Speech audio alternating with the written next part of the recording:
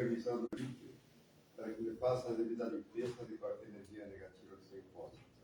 E aí usa a purificação da água, primeiramente necessário que vá para as nossas casas. E assim, em nome de Deus, o Cristo da caridade, vamos iniciar a atividade esta quarta-feira à noite.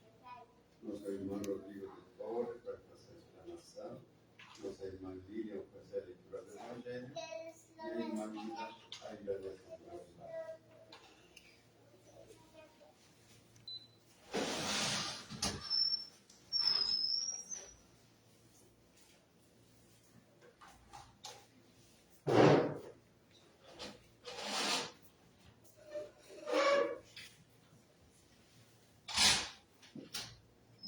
Consolador, capítulo 6.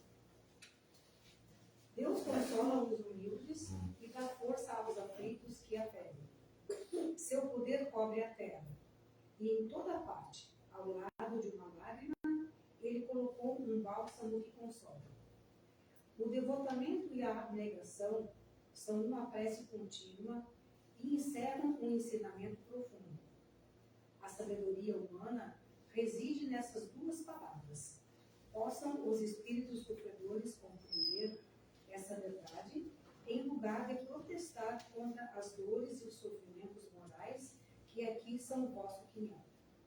Tomai, pois, por divisa estas duas palavras, devotamento e abnegação, e sereis fortes, porque elas resumem todos os deveres que a caridade e a humildade vos impõem.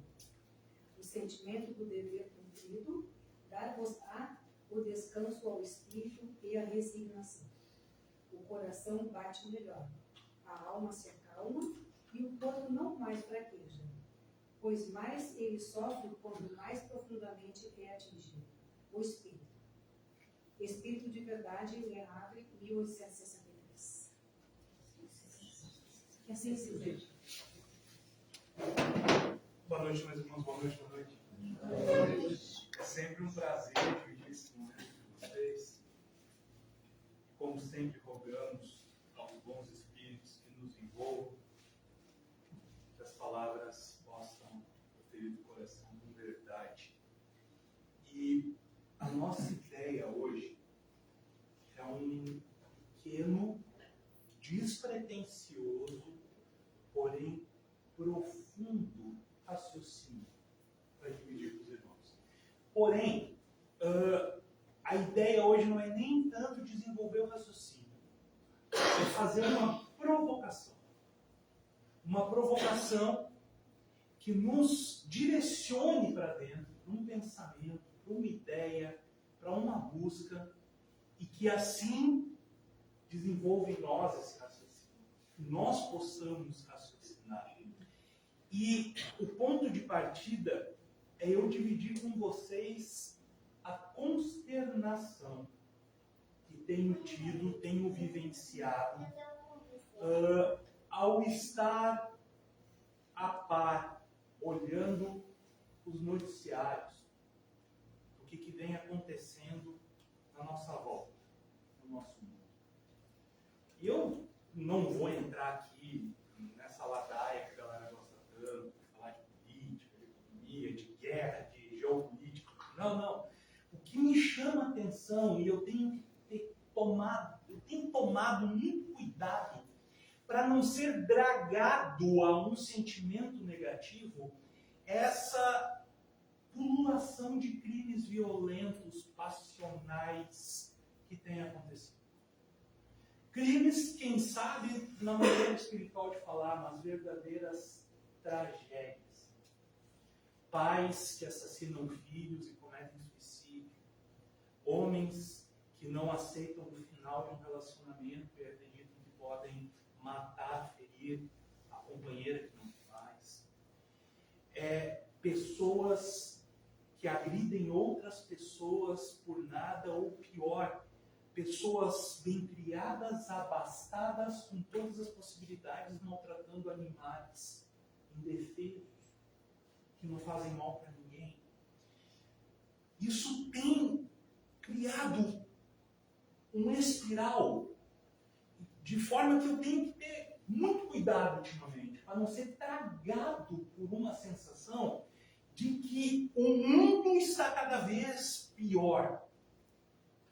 Porque a sensação que a gente tem é essa. Porém, eu confesso a vocês, eu sou um grande otimista com a vida. Eu sou um grande otimista com o mundo. O Espiritismo me ofereceu isso, me ensinou a esperar e ver e buscar a beleza do mundo e entender que o mundo melhora. Mesmo conosco, às vezes, fazendo bobagem. E então o cuidado tem que ser grande para não ser dragado por essa sensação, dragado por uma desolação, dragado por uma ideia de que as coisas estão cada vez piores. Mas olha, é difícil. É muito difícil.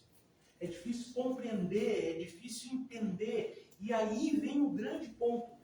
Como pode nós termos chegado nesse nível aonde a fragilidade emocional das pessoas está num ponto tão grotesco, tão grande, que transborda. E quando eu falo fragilidade, é isso mesmo. É fragilidade. E eu não vou ser hipócrita com os irmãos, dizendo que eu, por vezes, não tenho que me controlar para não enxergar crueldade. Porém, aí então eu me lembro de Humberto de Campos. Humberto de Campos, no livro Boa Nova, ele conta o caso de Pedro. Pedro, no dia da crucificação, na noite da crucificação, na noite que Jesus foi preso. Então ele narra que, a certo momento, Pedro estava junto com os outros discípulos, Jesus, eles estavam conversando. Então, eles começaram uma discussão infantil de quem era o maior. Quem era o maior? Quem era o primeiro? Quem iria vir depois de Jesus e seria destacado entre aqueles discípulos que lá estavam? E então, que Jesus, mostrando, dando uma lição, pega uma toalha, uma balde, e começa a lavar os pés dos discípulos, mostrando que o maior é aquele que serve. E daí ele vai lavando, e quando ele chega em Pedro, Pedro tem uma atitude. Ele fala assim: não, mestre, os meus companheiros são ingratos, maus, porque eles não podiam ter deixado o Senhor, mestre, lavar os pés. Eu, assim, não vou deixar. Eu vou lavar os seus pés. Então que Jesus fala enigmaticamente para Pedro o seguinte: Pedro, ainda hoje entenderás que o homem é muito mais frágil do que cruel. Olha só o que Jesus fala para ele. Que ele, Pedro, naquela noite ainda, de forma enigmática, ia entender que aonde ele, Pedro, falava de crueldade, nada mais há do que fragilidade. O homem cruel, ele, antes de qualquer coisa, ele é frágil. Frágil com a própria vida, frágil consigo mesmo, frágil emocionalmente. E então, o que acontece? Todos nós sabemos a história. Então, Pedro nega a Jesus. Quando o galo canta pela terceira vez, Pedro se dá conta do que fez. E olha, meus irmãos, eu não sei vocês, mas eu rogo muito, eu trabalho muito para que eu ganhe merecimento, para que quando eu desencarne, eu consiga acessar a vida de Jesus como um filme no plano espiritual, porque essa cena deve ser algo épico. Porque narra Humberto de Campos que Pedro, naquele momento, olha para Jesus e Jesus estava dentro da cela, olhando para Pedro, melancolicamente. Pedro se dá conta que havia errado. Se dava conta, e daí naquele momento, Pedro, examinou a ele mesmo. E tomado de vergonha. Porque ele se entendia, ele não se entendia um homem mau. Ele não era mau, de fato, Pedro não era mau. Mas ele havia tomado uma atitude. E percebeu que a atitude, que poderia ser visto como maldade por negar aquele a quem ele amava tanto, aquele a quem ele era devotado, tão próximo, era uma fragilidade.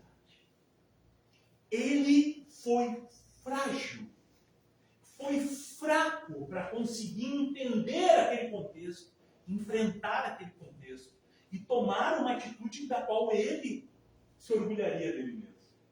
Então Pedro faz esse movimento para dentro dele mesmo e percebe, tal qual havia dito Jesus, que o homem, o ser humano, ele é muito mais frágil do que cruel.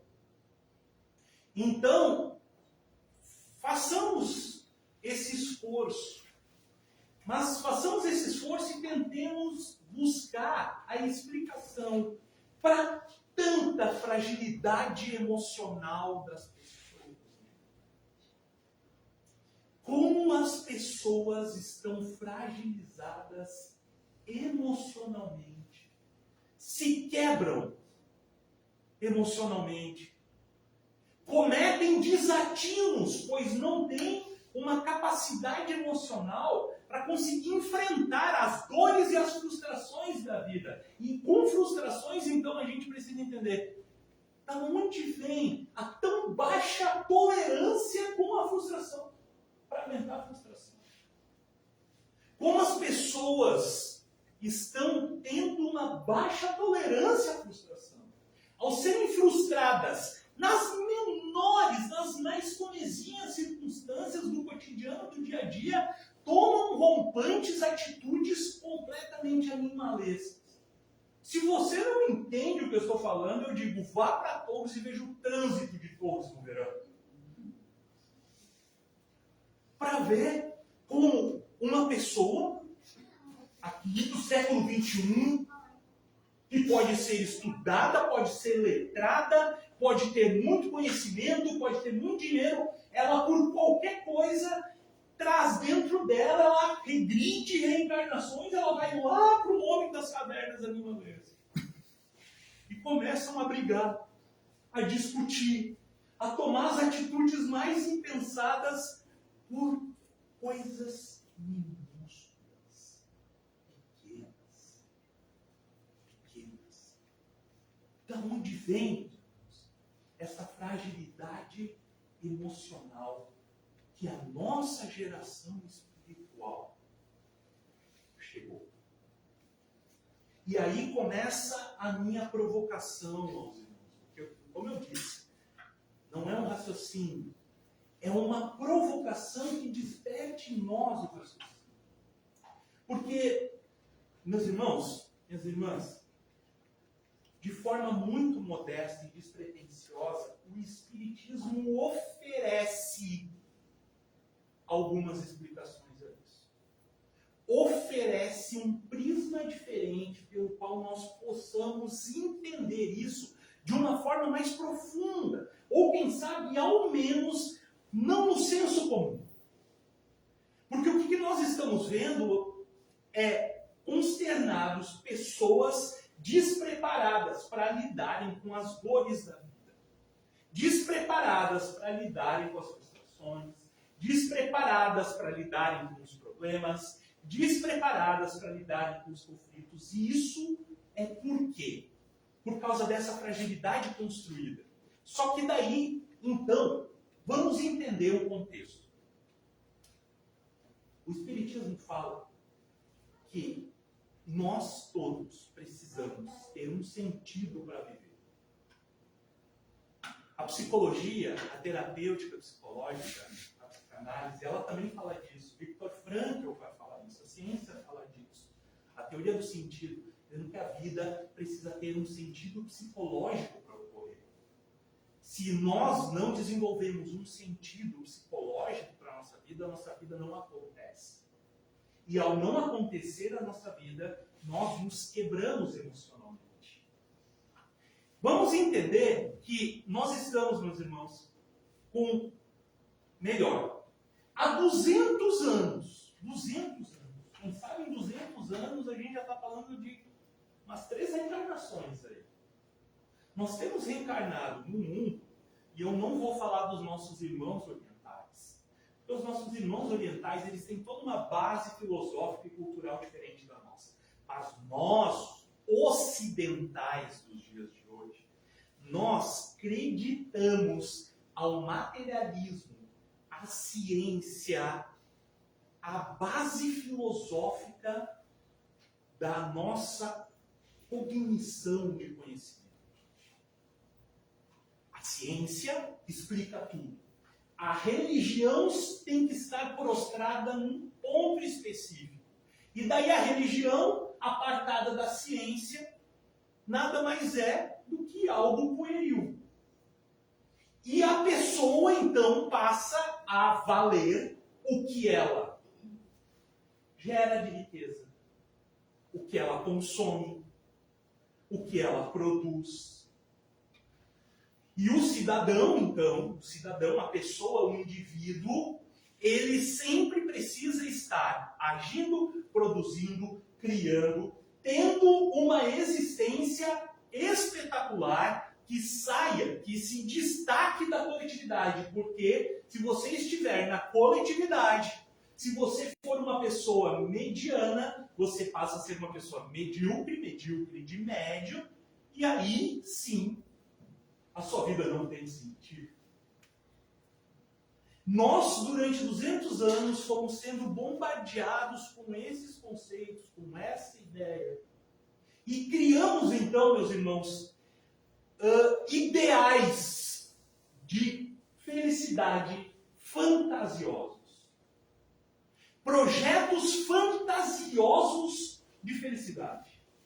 Porque fantasiamos que a nossa busca, a nossa felicidade está em questões materiais, no mundo material, no mundo dos sentidos, no mundo das sensações. E que a vida, então, nada mais é do que uma busca por essas sensações. Você produz, você trabalha, você adquire, você ganha dinheiro para você ter condições de proporcionar a você sensações. E vamos assim, obviamente, meus irmãos, com as particularidades de cada pessoa, cultural, filosófica, religiosa, de entendimento de cada pessoa, nós vamos diferindo, mas numa ideia pueril de felicidade. Projetos fantasiosos de felicidade. Vou dar um exemplo. Um casal de amigos, uma família muito amiga nossa, está passando por um problema muito sério, muito grave. Mas é realmente um problema grave. Eu vou dizer para vocês por quê. Porque se trata da saúde da filha mais nova deles, uma moça de 18 anos. E eu não sei vocês, mas para mim o único problema que me abala de verdade é quando é com os meus filhos. Saúde dos meus garotos, dos meus meninos, dos meus guris. Eu posso estar mal, posso estar doente, posso estar amassado, posso estar de qualquer jeito. Agora, e tá tudo certo. Agora, quando é com eles, eu fico desnorteado. Então, eu considero um problema assim muito grave. Uma moça saudável, bonita, de 18 anos, se descobriu uma quantidade absurda de pólipos no intestino dela. Acima do normal. Muito acima do normal. Foi se investigar, ela tem uma condição genética rara, que faz os pólipos ficarem cada vez mais numerosos no seu intestino, e com isso ela tem anemia. E não adianta fazer apenas cauterizações, tirar os pólipos, endoscopia ou colonoscopia, porque vai criando mais, de forma, então, que o único tratamento que se mostrou mais adequado nesse momento, por uma junta médica qualificada, porque eles têm dinheiro, muito dinheiro essa família, então por isso não faltou a eles a busca pelos melhores profissionais do país. Mas chegou-se a ideia que iam ter que tirar uma parte do intestino dela. Ao tirar uma parte do intestino, ela vai ter uma série de cuidados da vida dela inteira. De modo que isso sempre vai ser algo que vai precisar de atenção, ela sempre vai ter que ficar controlando, cuidando uma série de coisas na saúde e ter o cuidado para que no futuro, com o tempo, esses pólitos um dia não possam virar uma célula cancerígena. Bom, diante desse diagnóstico, essa família, esses amigos ficaram abaladíssimos, perplexos, abaladíssimos, completamente perdidos, extremamente tomados por uma dor, uma consternação profunda. E eles então começaram a fazer uma busca. A busca deles, já que de forma material nada podia resolver o problema. Por quê? Porque é genético. Né? Ela estava sendo bem tratada pelos melhores médicos, nos melhores hospitais do Brasil. Porém, não há nada que pudesse resolver. O problema apenas iria ser conviver com o problema. Eles então começaram a fazer uma busca espiritual sobre isso. E chegaram até nós então. E daí, eu expliquei para eles, eu disse assim, meus irmãos, meus amigos, o que eu sei é o seguinte, se é genético,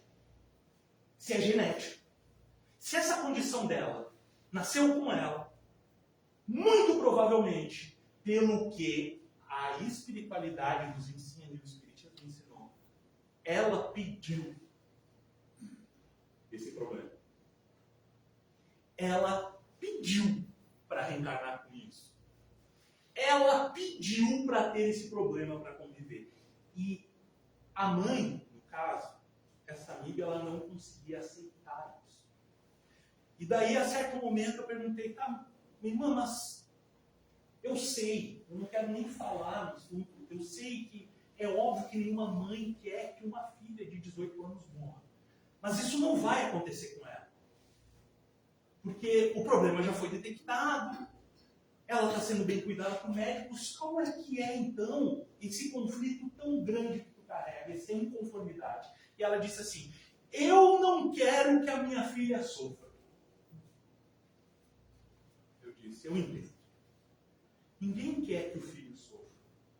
Mas vamos refletir nós dois. A tua filha nasce, então, uma jovem, saudável, branca, rica, numa família estruturada, com todas as condições e possibilidades do mundo. Ela vive a vida dela, então, sem ter nenhum problema, porque nessa condição nenhum problema iria acontecer com ela. Ela casa com uma pessoa maravilhosa, forma uma família maravilhosa, continua vivendo a sua vida, cria seus filhos sem nenhum problema, para lá, aos 90 anos, ela um dia dorme e desencarna. Ela ficou me olhando. Tu entendeu, meu irmão? Tu entendeu que isso não vai acontecer? Porque isso não acontece na vida de ninguém. Não há contexto que ofereça a alguém encarnado uma existência sem problemas. Não há contexto, não há posição, não tem. Não importa se você é a sua classe social, não importa se você é bonito, não importa se você é feio, não importa se você é magro, não importa se você é gordo, não importa onde você mora, não importa, todos nós encarnados estamos, vamos ter problemas. Então eu disse assim, ela falou antes disso, eu falei, tu falando desse jeito, né, parece que eu sou boba. Eu falei, não, minha irmã, boba tu não é. Tampouco burra, mas tu está sendo ingênua. Se tu acreditas que a tua filha não vai vivenciar problema nessa vida, então, quem sabe, o raciocínio de vocês deve ser outro.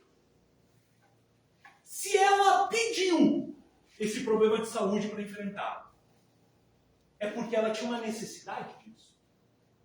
E a sorte dela foi que, assim como ela pediu esse problema, a espiritualidade maior colocou você, uma mãe amorosa, ele, um pai amoroso, junto dela, para que ela possa vivenciar esse problema com pessoas que a amem, que a deem suporte e que a ajudem a enfrentar esse problema da melhor forma possível.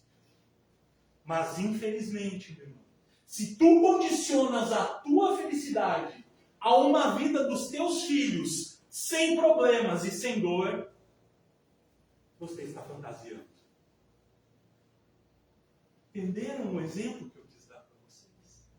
E quantos de nós colocam e criam para si projetos de felicidade fantasiosos também? Quando a gente acredita que a nossa felicidade só vai acontecer se certa pessoa estiver conosco. Ou se nós só vamos ser felizes se nós alcançarmos certa quantidade de dinheiro. Ou nós só vamos ser felizes se nós tivermos certo trabalho, certa carreira. Ou quando só vou ser feliz se certas pessoas olharem para mim e me enxergarem do jeito que eu quero ser enxergado. Ou que as pessoas que convivam comigo me tratem exatamente do jeito que eu quero ser tratado. Percebe? Percebe? Fantasia. Projetos fantasiosos de felicidade. Pois nada desses projetos de felicidade estão amparados em circunstâncias sólidas, em bases concretas do que é a vida. E o que é a nossa vida, meus irmãos? Nossa vida é uma sucessão de desafios que nos impelem à frente. Uma sucessão de desafios que nos fazem nos movimentar a nossa existência, enfrentando as dores, porém buscando fortalecer e limpar em nós as deformidades do nosso caráter. Por quê? Porque Kardec entrevista uma pleiade de espíritos. Uma quantidade absurda de espíritos. E ele coloca lá no céu e inferno. Ele começa entrevistando os que estão muito mal.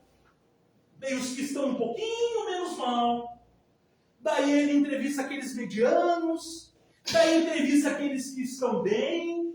E entrevista aqueles que estão muito bem. E ele, com a sua capacidade argumentativa e de construção de raciocínio, o que Kardec chega, qual a conclusão que ele chega? A conclusão que ele chega é que a felicidade está condicionada a nosso avanço e aperfeiçoamento moral. E que cada dor e cada sofrimento que nós enfrentamos aqui nessa vida e na vida futura, na vida espiritual, está atrelado a uma deformidade do nosso caráter. Cada dor, cada problema que a gente está enfrentando, nada mais é do que uma deformidade do nosso caráter que está vindo à tona, que precisa ser resolvido. Então entendamos que qualquer projeto, meus irmãos, de vida, de felicidade, que não esteja atrelado a essa dura e inconveniente verdade, é fantasia. Então nós enxergamos irmãos nossos dividindo essa existência corpórea com nós, fantasiando um ideal de felicidade. E quando eles percebem que aquela felicidade que idealizaram não é possível, ou quando acontece algo com eles que faz eles perceberem que há uma barreira entre o que eles estão vivendo e a felicidade que almejaram, o projeto que construíram, a pessoa desaba. Porque não construiu anteparos morais suficientes para sustentar a sua trajetória. E, entendendo que a única vida possível é a vida material, todos os problemas caem com peso de 1 tonelada às costas. E a pessoa é esmagada. E a sua fragilidade vem à tona e acaba caindo em desfiladeiros, em abismos morais, que vai demorar séculos, reencarnações inúmeras para conseguir sair. Entendamos, então, que no cerne da questão está o nosso avanço moral. E daí você vai argumentar comigo. Ok, Rodrigo, eu entendo. Mas o que fazer, então? O que fazer? Bem, aí o Espiritismo também nos dá algumas pistas. Uma delas é o seguinte. A certo momento, Kardec interroga os espíritos. Isso está lá no livro dos espíritos. Ele interroga e diz assim: qual é a forma prática mais eficaz para eu conseguir me livrar ou me manter afastado do mal e daí conseguir evoluir moralmente e, conseguinte, ser feliz? Olha só, Kardec era um homem pragmático. Pragmático ao extremo. Ele não está falando coisas abstratas. Ele chega para os espíritos e diz assim, de forma prática, o que eu posso fazer. E a resposta é fantástica. Tu acha que vai vir uma resposta elaborada, com termos difíceis e edificantes? Nada disso. Os espíritos falam assim: já vos dizia um sábio da antiguidade, conhece-te a ti mesmo. Simples, né? Mas é tão difícil fazer. Sabe por quê? Sabe por quê, meus irmãos? Que é difícil a gente se conhecer. É difícil nós olharmos para dentro de nós mesmos e entendermos o lado sombra que nós temos. Porque todos nós temos um lado sombra. Todos nós temos os nossos defeitos que às vezes a gente não quer admitir. Sabe por quê? Porque a gente tem uma partezinha do nosso ser chamado ego. O ego é o nosso eu que é cheio de vontade. É o nosso eu que quer as coisas. É o nosso eu que quer ser validado. É o nosso eu que quer ser admirado. É o nosso eu que quer dominar. É o nosso eu que quer possuir. É o nosso eu que quer ser exaltado. Essa partezinha nossa é tão difícil da gente lidar com ela. É tão difícil da gente controlar ela. É tão difícil da gente olhar para ela e desmontar e nos entender. Mas daí, tem uma outra questão do Livro dos Espíritos que Kardec pergunta assim aos Espíritos. Ele diz assim: Deus ofereceu aos homens um tipo perfeito como modelo e guia. O que é um modelo? Modelo é quem você modela. Você olha e você imita. Guia é alguém que leva você por uma viagem que você não conhece. Por um caminho que você não conhece. Você contrata um guia para mostrar para você os detalhes de um local que você não conhece, mas que aquela pessoa tem muita experiência. Então, Kardec pergunta: há um modelo e guia que Deus ofereceu aos homens para guiar os homens nessa jornada de aperfeiçoamento? E daí a resposta é fantástica. 2 palavrinhas. Vide Jesus. Simples. Vide Jesus. Mas, obviamente, nós não somos Jesus. Nós estamos longe dele. Ainda mais. Porque nós, durante séculos e séculos, reencarnações e reencarnações, começamos a criar em nós a ideia de que Jesus é uma entidade distante, um príncipe sentado num trono de nuvens, a quem nós nos reportamos quando estamos diante de dificuldades, mas no momento da graça atendida, nos apartamos de forma segura e voltamos a agir como agimos. Porém, o Espiritismo fala uma coisa muito diferente. Sim, nós estamos longe de Jesus, mas Ele está mais perto de nós do que a gente imagina. E sim, se nós olharmos para Ele como guia e modelo, nós podemos criar projetos novos de felicidade. Consertar a parte quebrada em nós. Modificar o nosso ego. E daí agora eu vou chegar. Qual foi o requisito que Jesus deu para quem queria seguir Ele? Essa eu peguei vocês. Eu vou perguntar, eu quero que alguém fale, porque vocês estão quase dormindo. Eu quero que vocês se acordem.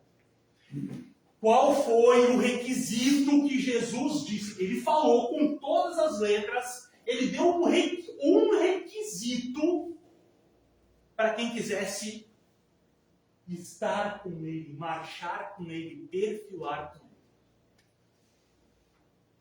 Ah, ninguém sabe. Ou tem vergonha, ou eu tenho medo de errar. Passada, quem é que lembra? Jesus faz assim, fala. Eu penso que seja sair da sua zona de conforto, deixar seus bens materiais. Vamos pensar, Jesus não falou isso de forma específica. Não, Mas ele falou, mas eu quero pegar a forma específica. Sabe o que ele falou? Ele falou assim, ele chegou para todos os discípulos, estavam todos reunidos naquele dia, em Cesareia de Filipe, na cidade de Cesareia de Filipe. Todos eles, isso era raro, estavam todos eles. Ele começa a falar, a conversar com eles, e lá pelas tantas, ele diz assim: quem quiser marchar comigo, negue a si mesmo, tome a sua cruz e me segue. Só isso. Só isso. É o requisito que ele deu. Os mandamentos dele, sim, a senhora está certa, os mandamentos dele a gente pode interpretar. Mas o requisito que ele deu para nós, ou para quem quiser estar junto dele, porque o termo que ele usa é interessante, ele usa o termo: quem quiser marchar comigo, quem quiser estar do meu lado, quem quiser me fazer companhia. Ou seja, aquilo que eu falei, nós estamos longe dele, mas ele está perto da gente. Então, para a gente se aproximar e estar junto dele, nós precisamos fazer duas coisas. A primeira, negar a si mesmo. E a segunda, tomar a sua cruz.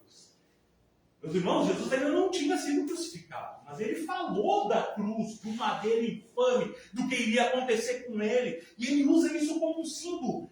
Antes ainda de acontecer, ele fala tomar a sua cruz. O que era tomar a cruz?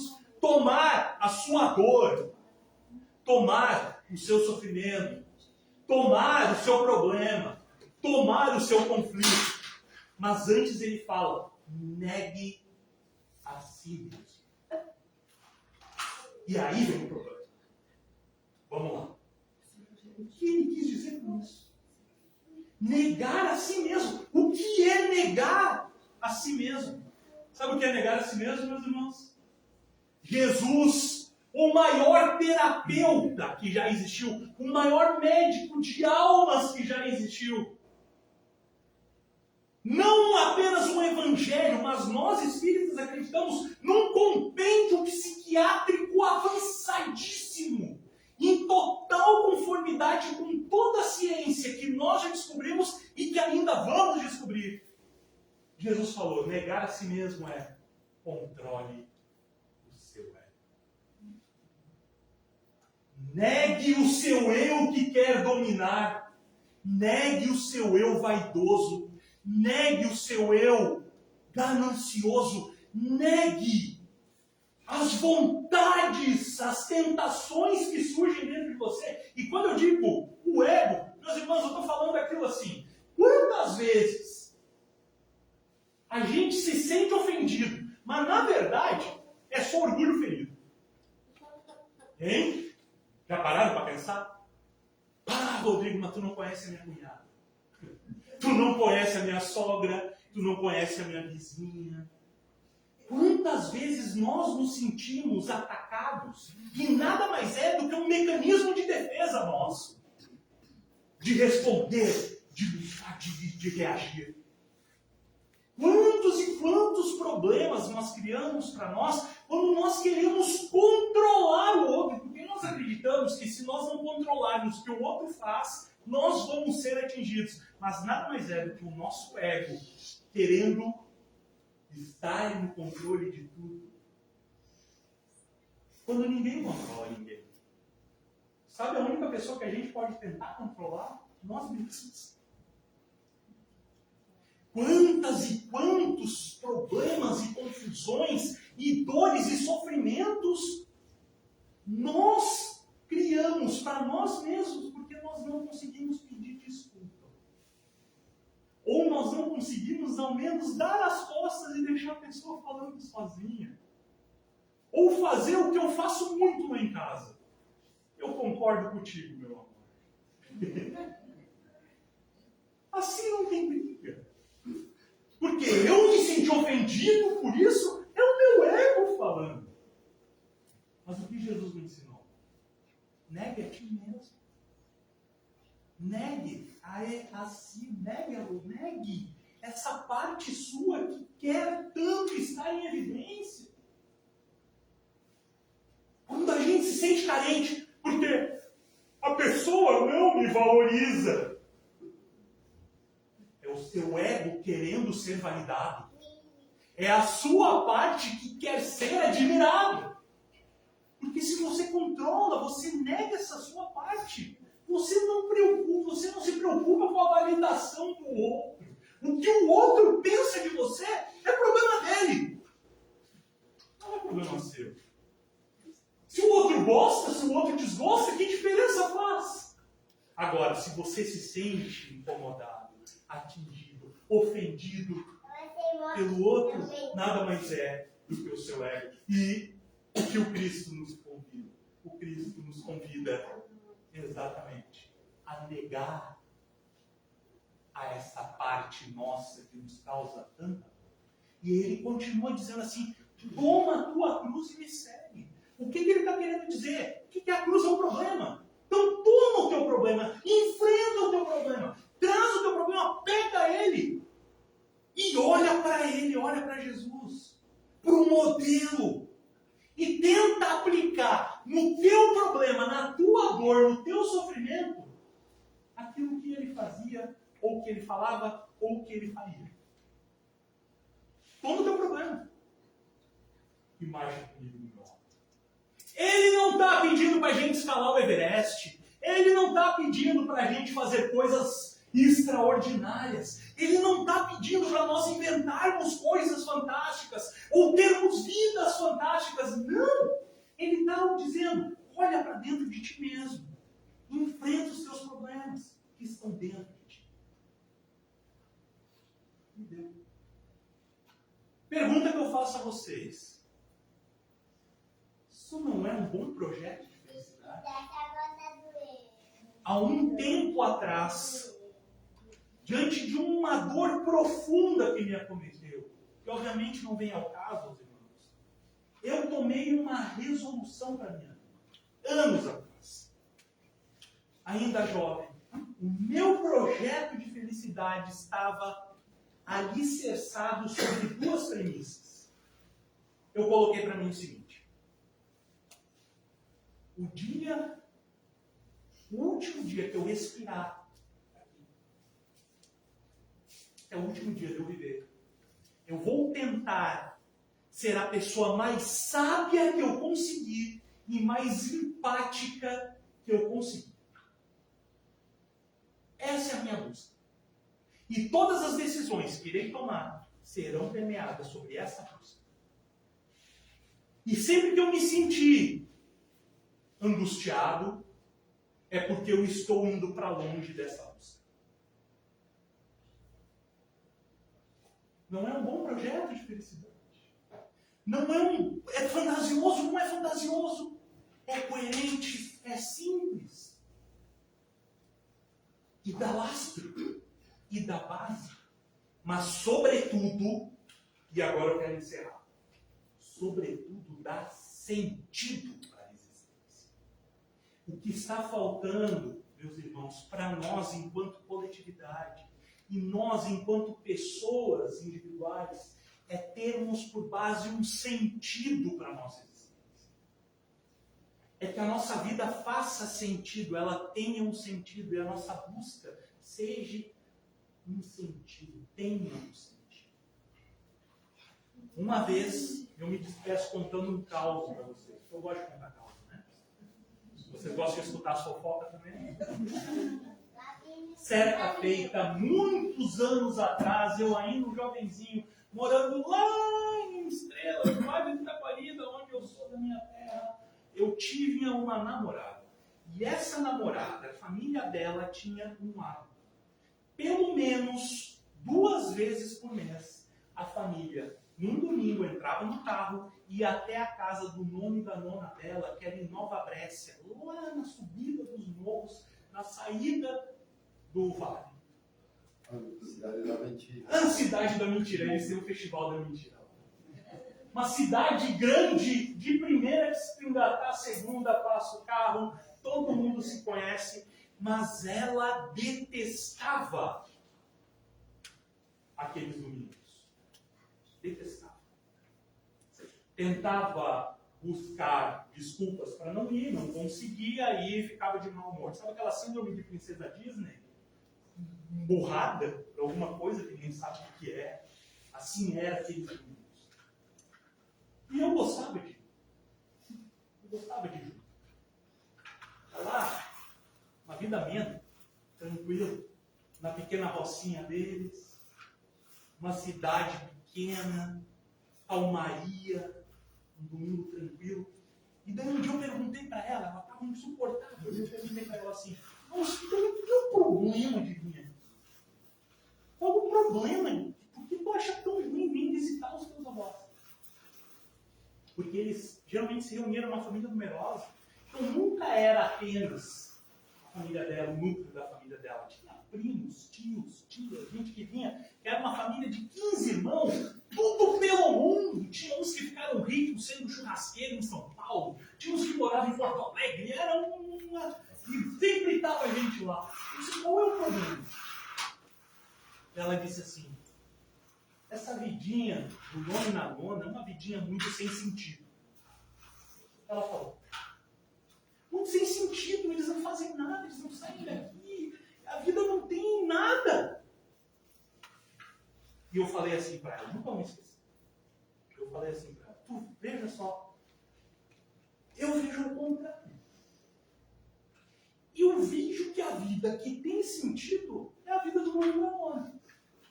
Nunca aconteceu da gente chegar aqui e não tem alguém aqui na casa conversando com o nono e a nona. O nono e a nona são pobres. Tudo que eles fizeram criando 15 filhos é nessa tirinha de terra, plantando milho, plantando pipoca. Criaram todos os filhos. Nenhum ladrão, nenhum malfeitor. E todos os filhos gostam e vêm visitar eles ainda nessa altura. A gente chega aqui na casa do nono e da nona, o nono e a nona tem uma visita, algum vizinho, algum amigo que está aqui, estão fazendo o terço, estão fazendo novena, estão tomando chimarrão. Então significa que eles, com mais de 80 anos, têm amigos. Pessoas que gostam deles apenas pela companhia deles. Sabe o que mais? O nono e a nona vão para a missa de mão dada. Eles estão há 60 anos casados e ainda se tocam com ternura, andam de mão dada. O nono e a nona são amados, tem pessoas, filhos que fazem questão de andar quilômetros e quilômetros apenas para estarem junto deles e demonstrarem gratidão para eles. Me desculpa. Vida com sentido é a deles. A nossa, que é sem sentido. A gente trabalha o dia inteiro, vai para a faculdade de noite pensando num futuro emprego que dê dinheiro para a gente, ganhar dinheiro para a gente gastar, para poder ter as experiências do tempo que a gente perdeu agora. Bem, resumo para vocês. Eu perdi a namorada. Resumo para vocês, mas foi livramento. Sabe por quê? Foi livramento, sabe por quê? Mais de 20 anos depois, eu continuo com a mesma conversa. O sentido seria muito bom se assim fosse. Quantas pessoas vieram ao mundo através daquele projeto de 2 pessoas?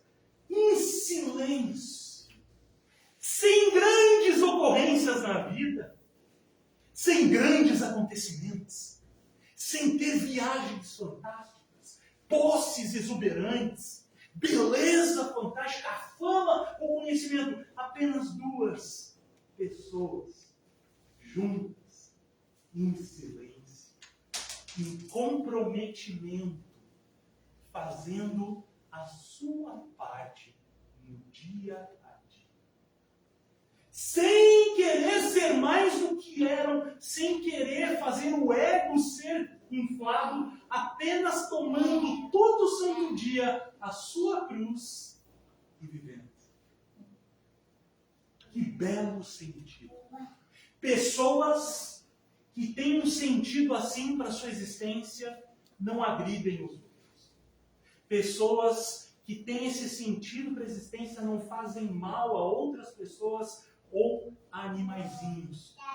Pessoas que têm esse sentido para a sua existência deixam pessoas irem, porque sabem que faz parte da vida. Pessoas que têm esse sentido na sua existência vivem sem esperar da vida coisas a mais do que a vida pode dar. Pessoas que criam esse sentido na sua existência conseguem ser felizes e florescer aonde Deus planta.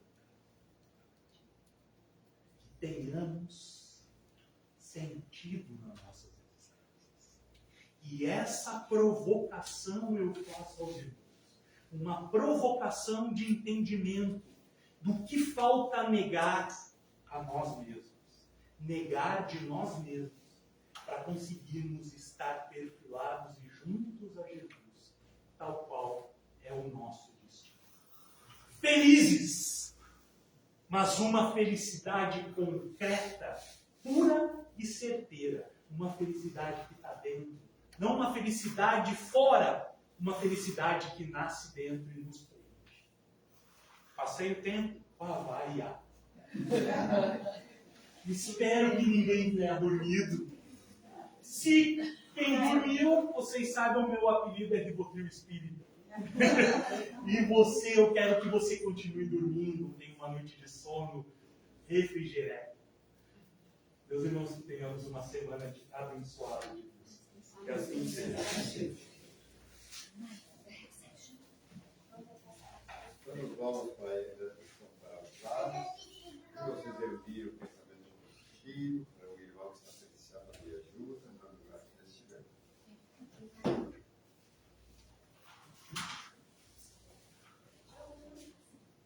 Nesse momento em que o mundo espiritual está todo a nosso favor, queremos agradecer.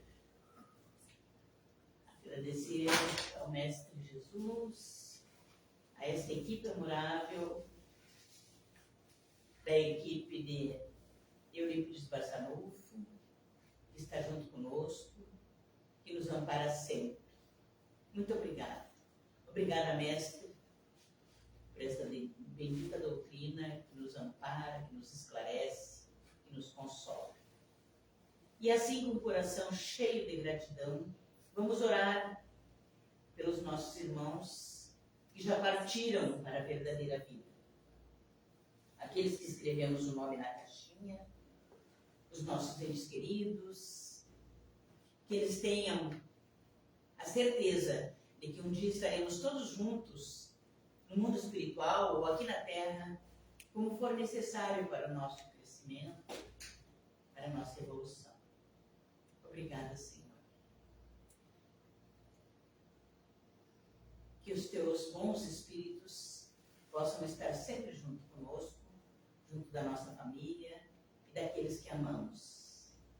Queremos orar por aqueles que estão em tratamento na quarta de manhã, que nós escrevemos os nomes nas caixinhas.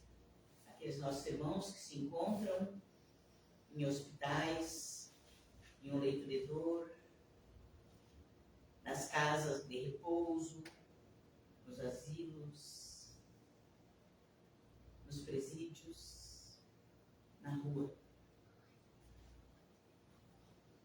Que eles encontrem, Senhor, uma mão amiga, sendo instrumento da espiritualidade, trazendo-lhes a esperança de um novo dia, da fé.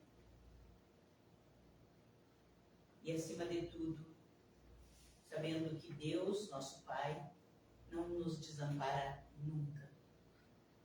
Sempre haverá uma luz no fundo do túnel. Obrigada, Senhor, por essa constatação. Que possamos ir aos nossos lares, à nossa casa, onde convivemos com o nosso próximo mais próximo. Que possa, neste momento, estar recebendo uma visita fraterna de espíritos bondosos e consoladores. E que toda essa egrégora se expanda da nossa casa, em cada aposento da nossa casa, para o nosso bairro, nossa cidade, nosso estado, para o país inteiro. Queremos, Jesus, orar por os nossos irmãos que se encontram em sofrimento, que não tenham lar, para que eles possam cada vez mais acreditar de que existe um Pai maior que os ampara sempre. E nós que aqui estamos, que possamos sair daqui muito melhores do que quando chegamos. E cada um que se aproxime de nós, encarnado ou desencarnado, sintam a tua presença, Jesus, junto de nós. Obrigada.